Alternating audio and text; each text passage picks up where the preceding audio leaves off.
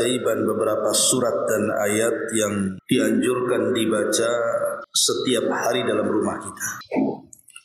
Apa saja surat-surat dan ayat-ayat yang dianjurkan dibaca setiap hari di rumah kita dan memiliki pengaruh yang luar biasa, memiliki pengaruh yang luar biasa dalam kehidupan kita sehari-hari. Ma'asyiral muslimat yang dimuliakan Allah Subhanahu wa taala. Secara umum, orang yang membaca Al-Qur'an memiliki banyak keutamaan.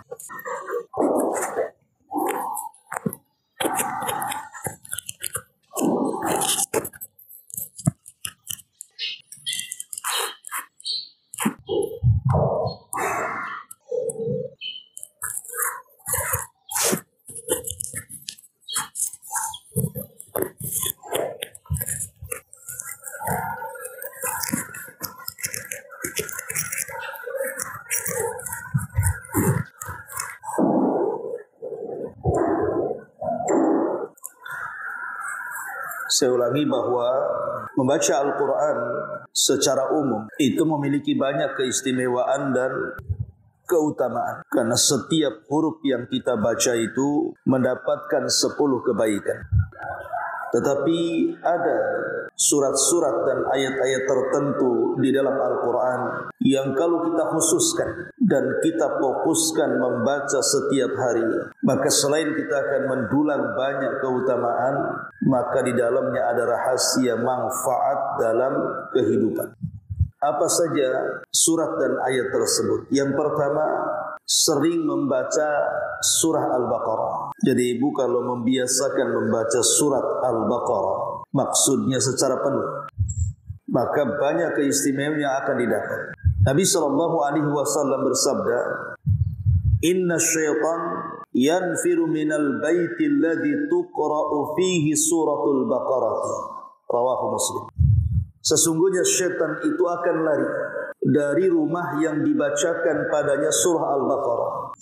Lihat bagaimana Nabi SAW menjanjikan kepada kita yang membaca surah Al-Baqarah di rumah, maka akan membuat setan-setan lari. Ketika setan-setan lari secara otomatis, maka para malaikat akan memenuhi rumah kita. Karena dalam hadis yang lain, di mana Nabi SAW mengatakan, Iqra'u al-Baqarah. Bacalah oleh kalian surah Al-Baqarah. Fa inna akhdaha barakatun. Karena siapapun yang mengambilnya, maka dia akan dipenuhi dengan berkah. Wa tarkaha hasratun, dan siapa yang meninggalkannya akan dipenuhi dengan penyesalan. Wala tastati'u hal batalatu as-saharatu. Maka siapapun yang membaca surah Al-Baqarah, maka siapapun makhluk-makhluk yang kuat dari kalangan syaitan yang jahat yang dikirim tukang-tukang sihir, maka itu tidak akan sanggup untuk menimpanya. Hadis ini dikeluarkan Imam Muslim. Lihat dalam hadis yang kedua, Nabi SAW menjanjikan siapapun yang membaca surah Al-Baqarah di rumah ini akan mendapatkan keberkahan. Dan berkah itu artinya kathratul khairi wastiqrar. Banyaknya kebaikan-kebaikan yang didapat orang-orang yang dalam rumah itu. Dan kebaikan itu tidak akan pernah lenyap dan hilang. Ya, namanya berkah dalam rumah itu bisa saja mungkin anak-anak kita menjadi anak-anak yang soleh dan soleha. Atau pasangan kita menjadi pasangan yang soleh dan soleha. Atau boleh jadi mungkin Allah mudahkan rizkinya, Allah mudahkan urusannya, dijauhkan dari penyakit, dan begitu seterusnya. Itu arti berkah dalam rumah. Dan itu akan didapat bagi orang-orang yang suka membaca surah Al-Baqarah. Tetapi Nabi SAW juga mengatakan, siapa yang meninggalkannya maka dia akan mendapatkan penyesalan. Artinya karena dia tidak akan atau dijauhkan dari berkah. Dan lebih daripada itu, wala tastati'u hal batalatu as-sahara. Maka tukang sihir manapun tidak akan sanggup mencelakainya. Dan hadis ini dikeluarkan Imam Muslim. Sampai ada seorang syekh bercerita. Jadi ada seorang laki-laki yang jahat ingin menyihir seorang wanita. Dia datang ke salah satu dukun. Kemudian dia mengatakan, Pak dukun, tolong sihir fulanah bintu fulanah. Maka sang dukun mengatakan, iya saya siap menyihirnya, tetapi bayarannya mahal. Maka laki-laki jahat ini mengatakan, tidak ada masalah berapapun yang kau minta ku bayar, tapi kau sihir wanita itu. Akhirnya kemudian setelah dukun itu mendapatkan bayaran dan sudah lewat 3 hari, rupanya tidak terjadi apapun dengan wanita itu. Akhirnya kemudian sang dukun mengembalikan uang imbalan dan mengatakan, aku tidak bisa menyihirnya, tapi kalau engkau mau, aku memiliki guru spiritualku. Datanglah ke guruku, boleh jadi mungkin dia bisa menyihirnya. Kemudian dia datang kepada guru penyihir itu. Kemudian sang guru penyihir mengatakan, baik, aku akan sihir wanita yang kau maksud, tetapi bayarannya jauh lebih besar. Maka sekali lagi laki-laki ini mengatakan, berapapun bayaranmu akan kubayar, tapi kau sihir dia. Kemudian setelah mendapatkan bayaran, dia pun mulai menyihir wanita tersebut. Tetapi setelah lewat 3 hari, tidak terjadi apapun dengan wanita itu. Akhirnya tiba-tiba kemudian sang guru sihir ini mengembalikan imbalannya kepada laki-laki jahat tadi. Tapi dia mengatakan, kalau engkau mau, aku memiliki kawan. Dia jago sihir. Dia lebih hebat dibandingkan diriku. Datang ke dia. Akhirnya kemudian laki-laki jahat ini mendatangi tukang sihir yang ketiga. Dan imbalannya juga lebih besar. Tapi dia tetap mau membayar. Dengan syarat dia menyihir wanita itu. Tapi sekali lagi setelah 3 hari tidak terjadi apapun dengan wanita itu. Barulah kemudian dukun yang ketiga menceritakan kenapa wanita itu sulit dan susah disihir. Dia mengatakan bahwa dia dapat informasi dari jin yang dikirim untuk menyihir wanita itu, bahwa jin-jin jahat itu tidak bisa mendekati karena wanita itu setiap malam membaca surah Al-Baqarah. Kisah ini dikisahkan oleh salah satu syekh. Walaupun seandainya kisah ini betul atau tidak, maka kita cukup dengan hadis Nabi SAW, wala tastati'u hal batalatus sahar. Maka tukang sihir manapun yang kuat tidak akan sanggup menyentuh orang-orang yang membaca surah Al-Baqarah. Lihat bagaimana keutamaan orang yang membaca surah Al-Baqarah. Bahkan hadis yang dihasankan oleh Syekh Albani rahimahullah ta'ala mengatakan, inna likulli syai'in sanama, wa inna sanamal Qur'ani suratul Baqarati. Man qara'aha fi baitihi laylan lam yadkhuli syaitan baitahu thalatha layali. Segala sesuatu itu ada puncaknya, kata Nabi. Dan puncak Al-Quran itu adalah surah Al-Baqarah. Maka barang siapa yang membaca surah Al-Baqarah di rumahnya 1 malam saja, maka setan tidak akan masuk ke rumahnya selama 3 malam. Jadi kalau malam ini kita baca Al-Baqarah, maka 3 malam berikutnya setan tidak akan datang ke rumah. Dari sini dianjurkan setiap 3 malam sekali membaca Al-Baqarah, karena setan akan lari setelah kita membaca Al-Baqarah berapa malam? 3 malam. Setelah 3 malam mafhumnya setan akan datang, kan itu. Maka rajin-rajinlah membaca surah Al-Baqarah karena pengaruhnya dapat menjauhkan kita dari gangguan-gangguan setan, mendatangkan berkah dan juga kebaikan dalam hidup. Ini yang pertama. Yang kedua, surah yang harus kita ataupun yang senantiasa kita dawamkan dan memiliki keutamaan yang luar biasa adalah membaca 3 qul.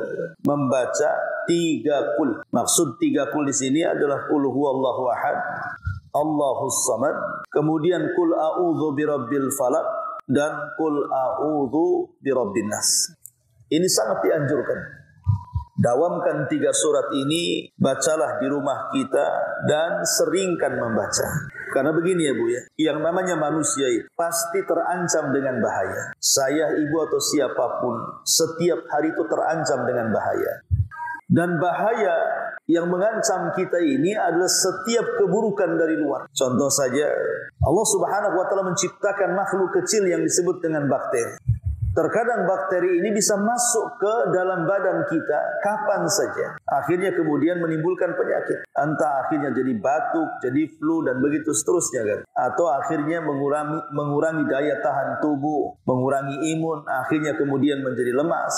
Bahkan terkadang bakteri itu menjadi virus yang mematikan, seperti contohnya corona tahun-tahun kemarin, kan. Bisa sampai meninggal orang. Lihat bagaimana makhluk Allah Subhanahu wa taala yang kecil, kadang tidak bisa dilihat mata. Tapi virus ataupun bakteri-bakteri ini bisa saja kemudian menghantui kita. Karena kita tidak tahu bakteri ini ada di mana. Dan itu salah satu makhluk dari makhluk-makhluk Allah.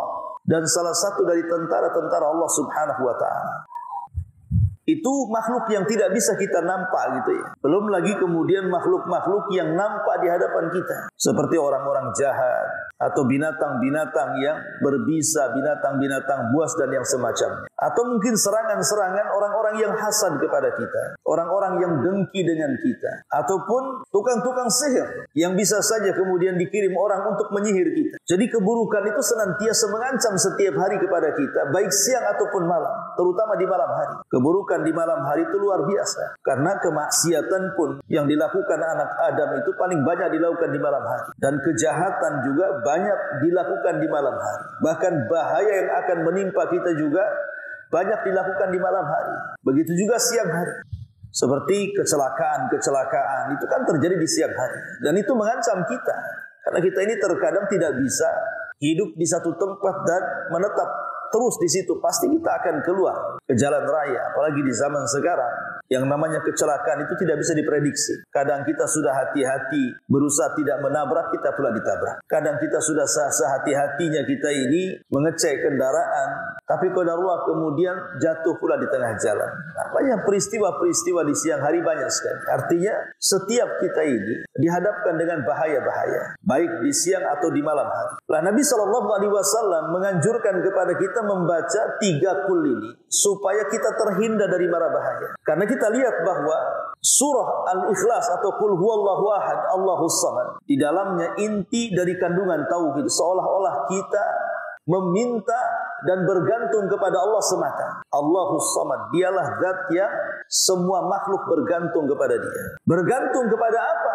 Ketika kita meminta kepada Allah Subhanahu wa taala, bergantung kepada keburukan yang tertera dalam 2 surat Muawwidzatain. Pertama qul a'udzu birabbil falaq, dan yang kedua qul a'udzu birabbin nas. Kita menggantungkan diri kepada Allah Subhanahu wa taala bahwa hanya Allah lah yang bisa menghilangkan keburukan-keburukan itu. Adapun dalam suratul Falaq, Allah Subhanahu wa taala berfirman qul a'udzu birabbil falaq min syarri ma khalaq. Kita berlindung dari keburukan yang Allah ciptakan. Ya, saya contohkan tadi seperti bakteri lah. Itu kan terkadang menjadi sebuah keburukan. Ketika menghinggapi badan kita, terkadang menimbulkan banyak penyakit, bahkan bisa mengancam kematian. Ini satu makhluk kecil kan itu. Min syarri ma khalaq wa min syarri ghasiqin idza waqab. Dan dari keburukan malam hari apabila menutup. Yang namanya malam hari kan tidak tahu mungkin rumah kita kena rampok, rumah kita kena maling, kena copet dan yang semacamnya. Atau kita berjalan di malam hari tiba-tiba dirampok orang, ya, dijamret orang, kan kita tidak tahu. Namanya malam hari itu kejahatan apapun bisa terjadi. Atau tukang sihir yang mengirim sihir, atau orang yang hasad yang sedang mengirim preman dan begitu seterusnya kan begitu. Atau min syarri nafatsati fil uqad, dari buhul-buhul yang dikirim tukang-tukang sihir kepada kita, atau dari setan-setan yang mereka hendak menggoda kita, ataupun dari orang yang hasad apabila hasad kepada kita. Ini kan musuh-musuh berat kita dalam keseharian, dan ini sangat membahayakan. Belum lagi musuh dari dalam ya. Musuh dari dalam itu maksudnya hawa nafsu yang Allah katakan dalam Qul a'udzu birabbin nas. Kita berlindung dari was-was yang ditimbulkan hawa nafsu, dan itu musuh paling berat. Karena hawa nafsu inilah yang menjadikan kita jahat.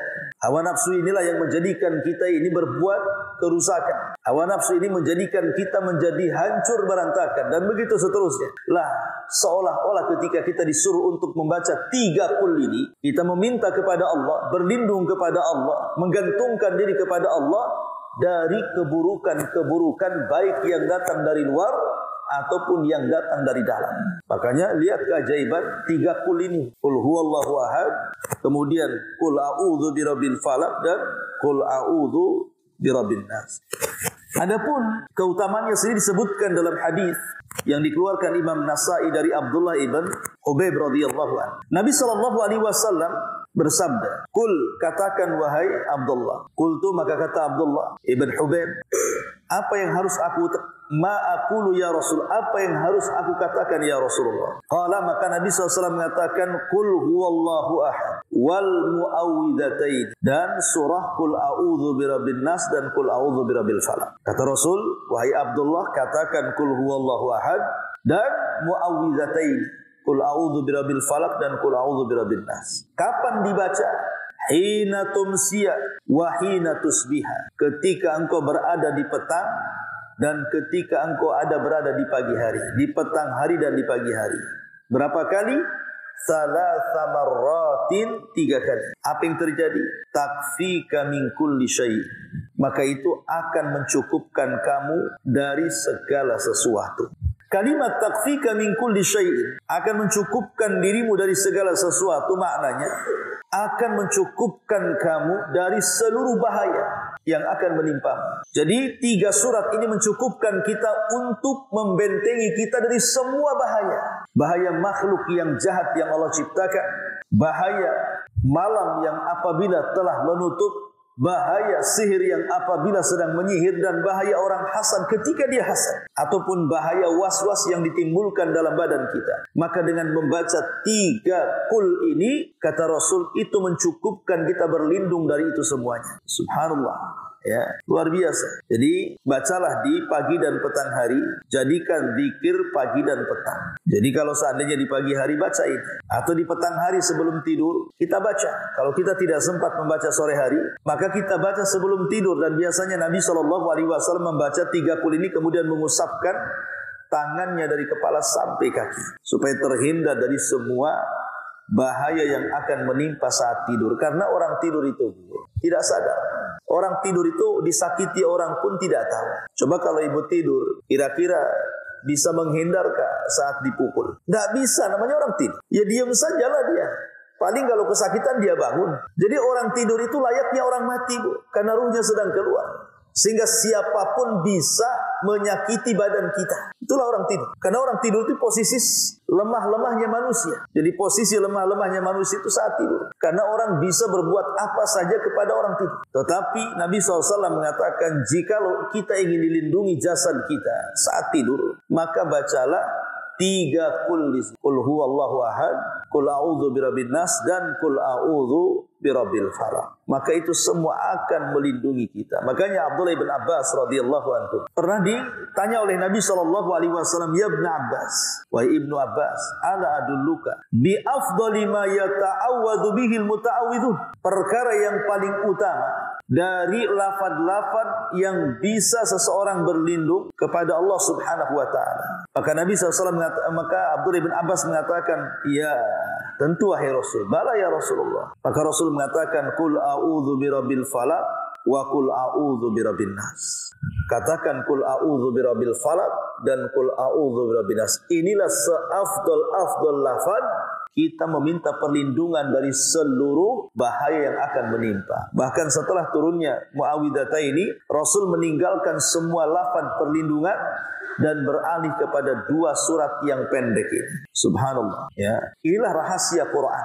Lihat Quran itu, Bu, diawali dengan surat yang paling agung, surah Al-Fatihah, dan diakhiri dengan surat yang paling agung juga yang banyak manfaatnya, kan? Qul a'udzu birabbil falaq dan qul a'udzu birabbin nas. Itulah awal dan akhir Quran tuh. Ibu ambil mushaf, lihat awal Quran surah Al-Fatihah, akhir Quran Muawwidhataini, qul a'udzu birabbil falaq dan an-nas. Seolah-olah Allah Subhanahu wa taala ingin memulai Quran dengan surat yang paling agung, begitu juga ingin mengakhiri Quran dengan surat yang paling bermanfaat bagi manusia.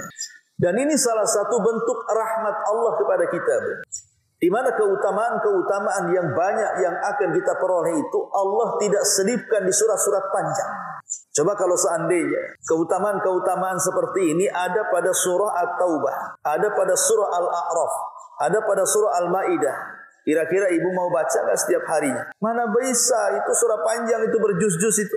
Tapi dengan diberikan surat-surat pendek namun keistimewaan luar biasa, kita bisa mengamalkannya. Karena tidak perlu waktu lama, 5 menit duduk saja 3 kul sudah kita baca tuh. Tapi kalau Allah letakkan di surah Al-Imran umpamanya, tidak cukup 5 menit tuh. Bisa setengah jam ibu baca itu. Bosan juga akhirnya, kan? Lama-lama ditinggalkan pelamalan ini. Makanya di sini di antara rahmat dan karunia Allah Subhanahu wa taala memberikan dalam surah-surah pendek, bahkan terpendek dalam Al-Qur'an ini, keagungan yang luar biasa.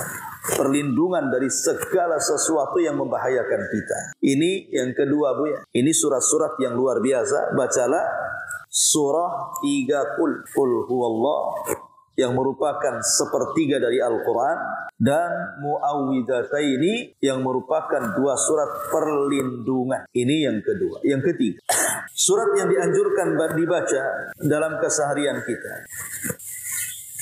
adalah surah Al-Kafir. Surah Al-Kafir.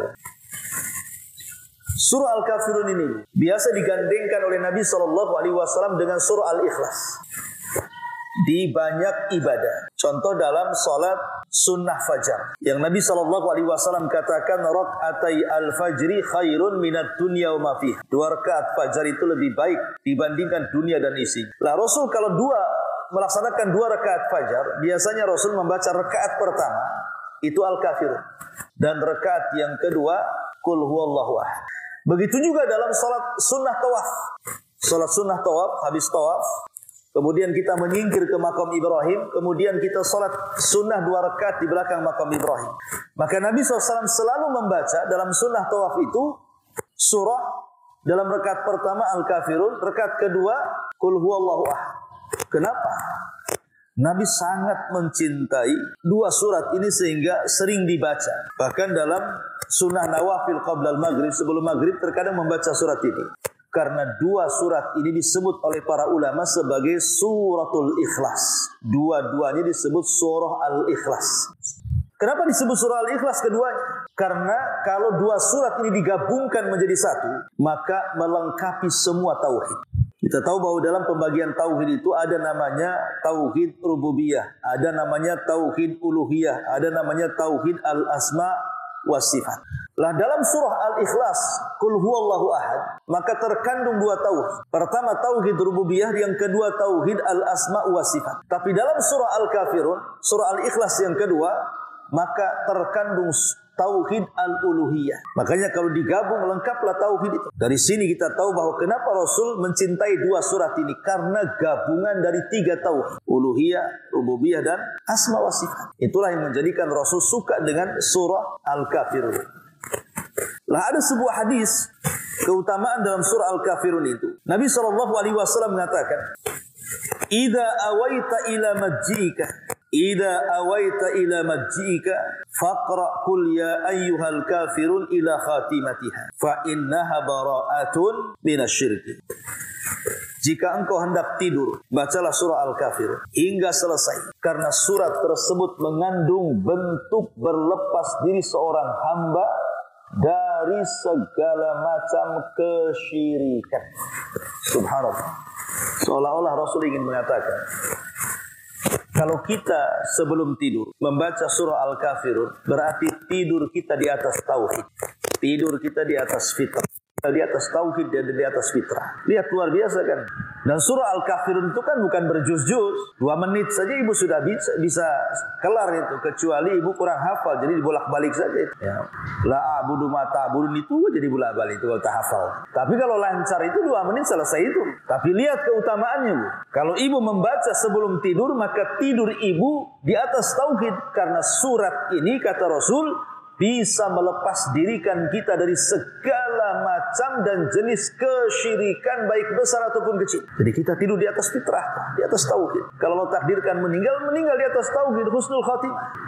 Bahkan dikatakan oleh Imam Al-Jauhari rahimahullahu ta'ala ketika menukilkan perkataan Al-Asma'i rahimahullahu ta'ala, dia mengatakan, "Wa kana yuqalu li Qul ya ayyuhal kafir wa qul huwallahu ahad al-muqashqishatani ay annahuma tubri'ani minan nifaq." Surah Al-Kafirun dan surah Al-Ikhlas memiliki sebutan al-muqashqisatan. Apa maksudnya al-muqashqisatan?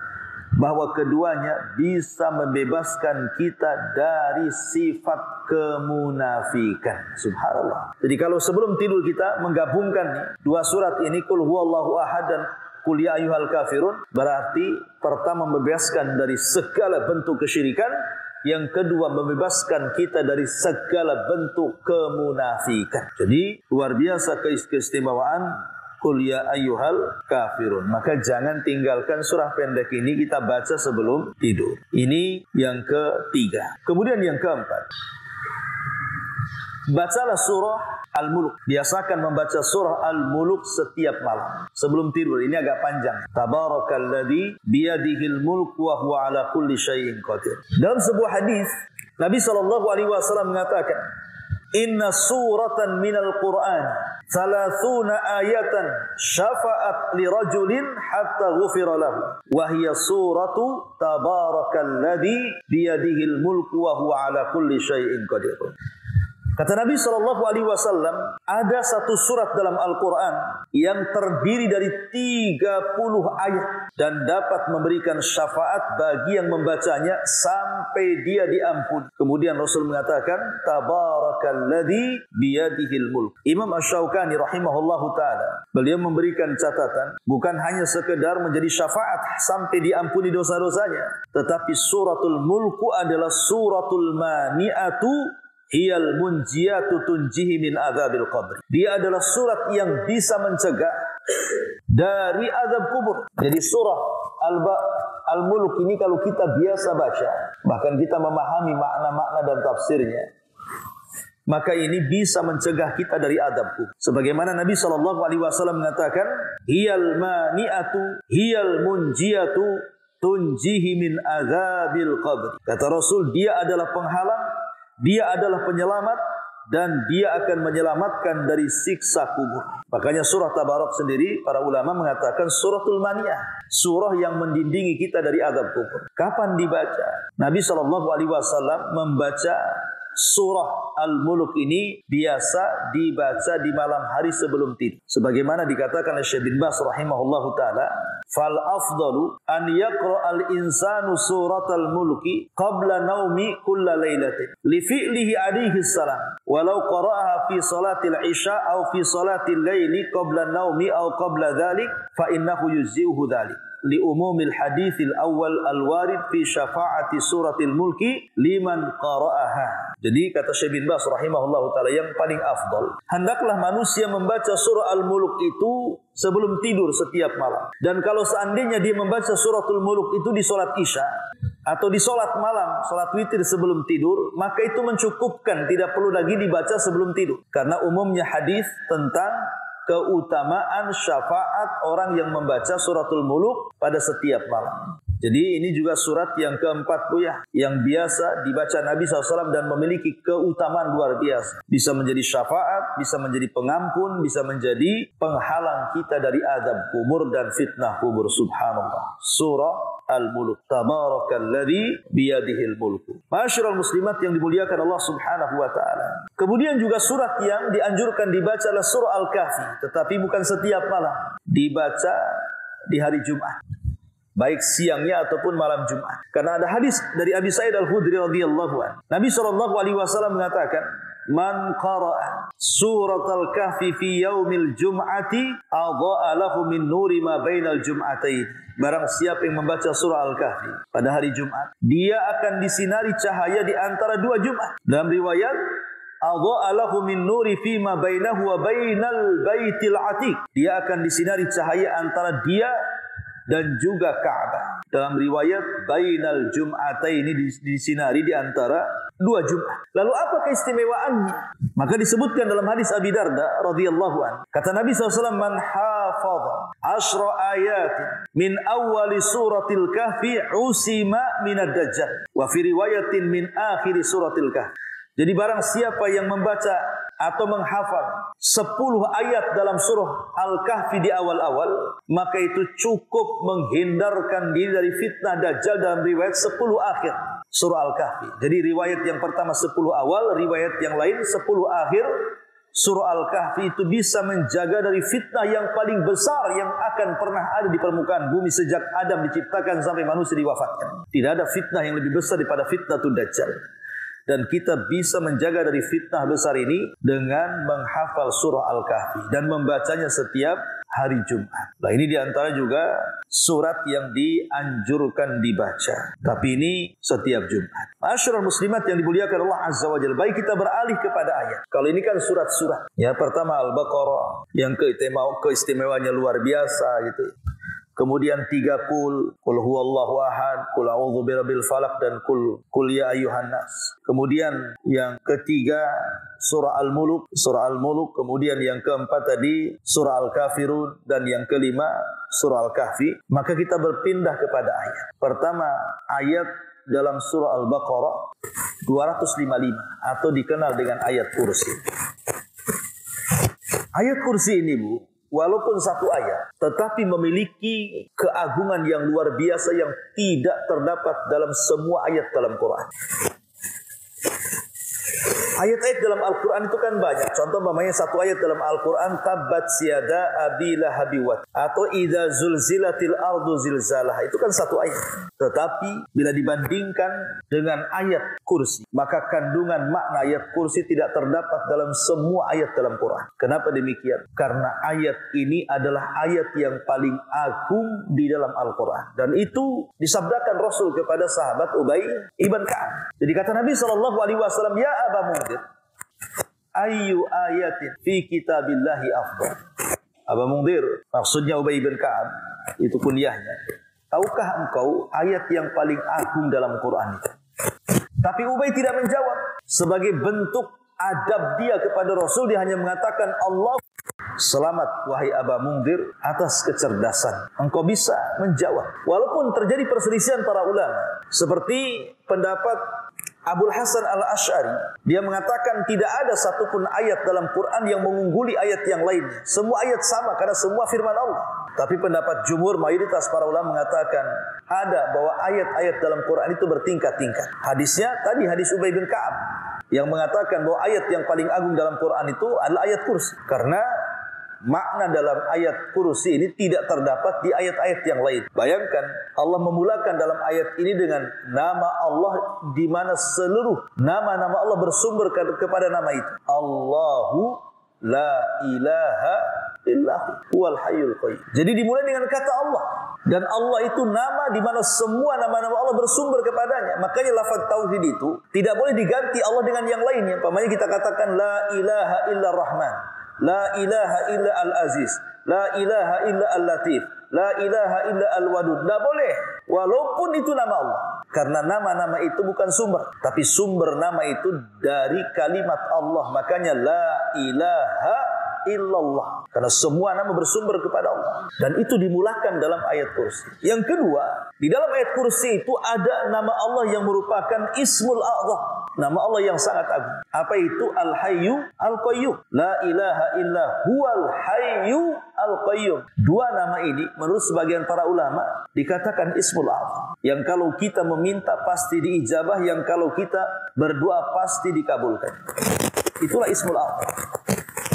Karena Nabi SAW apabila dalam kondisi genting, dalam kondisi sedang kesulitan, kalau kursinya saja wasiat as-samawati wal ar, wasiat kursiyuhus samawati wal ar, bisa meliputi langit dan bumi, dan kursi Allah itu artinya pijakan kakinya Allah. Bisa meliputi langit dan bumi. Macam mana zat yang menciptakan?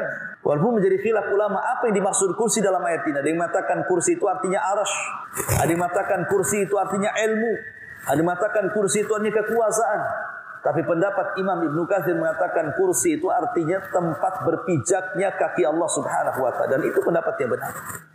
Ya. Jadi ayat kursi ini biasanya oleh Nabi SAW dibaca di 3 tempat dalam seharinya, dalam keseharian.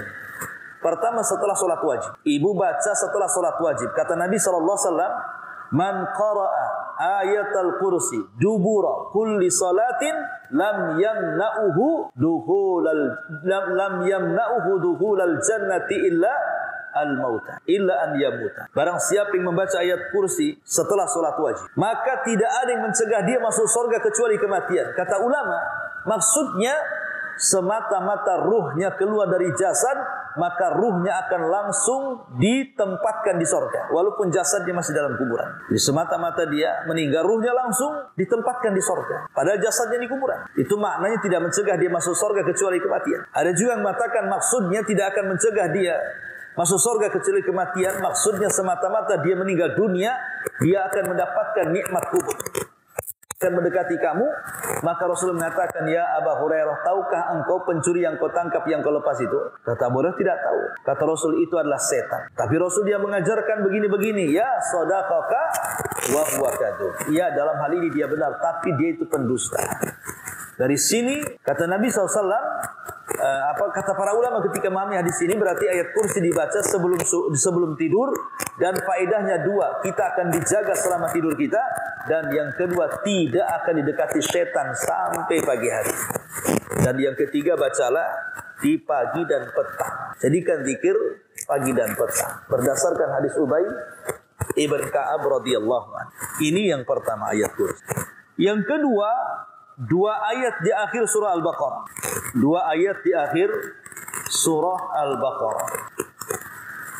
Nabi SAW bersabda, Inna Allah kataba kitaban qabla an yakhluqas samawati wal arda bi alfay'an anzala minhu ayataini khatama biha surat Al-Baqarah wala yuqra'ani fi darin thalatha layalin fayaqrabuha syaitan. Sesungguhnya Allah telah mencatat dalam catatan sebelum menciptakan langit dan bumi 2000 tahun, di mana Allah telah turunkan dua ayat yang mengakhiri surah Al-Baqarah. Tidaklah kedua ayat itu dibaca di rumah seseorang selama 3 hari berturut-turut, maka dia tidak mungkin disentuh setan. Jadi kalau ibu baca dua ayat akhir Al-Baqarah, maka ibu tidak akan disentuh setan kalau dibaca 3 hari berturut-turut ya. Dan dalam hadis yang lain Rasul mengatakan ayatani min akhiri suratil Baqarati man qara'aha fi lailatin kafata. Dua ayat akhir surah Al-Baqarah siapa yang membacanya dalam satu malam maka mencukupkan dia dari bahaya sampai pagi hari. Tidak ada bahaya menyentuh. Tidak ada bahaya apapun, mau bakteri, mau apa, tidak akan disentuh bagi orang yang mendawamkan dua ayat di akhir surah Al-Baqarah. Makanya para ulama mengatakan maksudnya kafatahu. Apa maksudnya mencukupkan di sini? Ada yang mencukupkan dari qiyamul lail. Jadi dengan membaca dua ayat akhir surah Al-Baqarah tidak perlu salat malam lagi, sudah tercukupi. Ini makna yang pertama.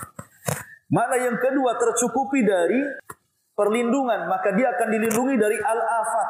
Afat itu artinya segala hal yang bisa menghancurkan kita. Penyakit, pencuri, perampok, sihir, dan yang semacam. Ataupun yang ketiga maksudnya asyaitan. Dilindungi dari setan sehingga tidur kita betul-betul di atas kesempurnaan. Kita tidak akan dimimpikan dengan mimpi-mimpi buruk dari setan, gitu ya. Dan kita akan didoakan para malaikat sehingga kita tertidur dalam kondisi fitrah. Inilah diantara dua ayat dalam surah Al-Baqarah. Pertama ayat kursi 255 ya. Dan yang kedua dua ayat di dalam surah Al-Baqarah yang mengakhiri ya semua surah Al-Baqarah dari kalimat amanar rasulu sampai selesai. Wallahu a'lam bishawab. Ini yang bisa saya sampaikan sebelum saya tutup. Silahkan Bu kalau ada yang ingin bertanya.